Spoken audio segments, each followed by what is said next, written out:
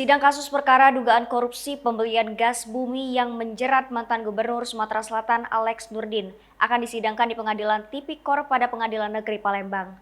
Direktur Penyidikan Jaksa Agung Muda Bidang Pidana Khusus Kejagung Supardi saat di Gedung Bundar Kejagung, Jakarta, Kamis 9 Desember 2021 malam mengatakan pelimpahan tahap 2 direncanakan rampung bulan ini. Keputusan untuk mengadili perkara di Sumatera Selatan lanjutnya karena Alex juga akan menjalani persidangan terkait kasus rasuah dana hibah Masjid Sriwijaya.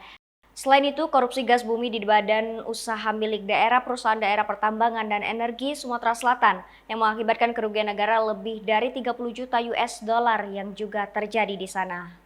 Kejagung menetapkan Gubernur Sumatera Selatan periode 2008 hingga 2018 itu sebagai tersangka kasus dugaan korupsi gas bumi bagian negara pada 16 Desember 2021 lalu.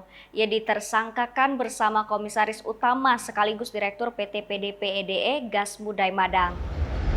Selain itu, tersangka lainnya yakni Dirut PT Dika Karya Lintas Nusa, merangkap Direktur PT PDPDE Gas merangkap juga Dirut PDPDE Sumatera Selatan, Ayaniar Syah Hasan, dan mantan Dirut PDPDE Sumatera Selatan, merangkap Direktur PT PDPDE Gas Caca Isa Saleh S.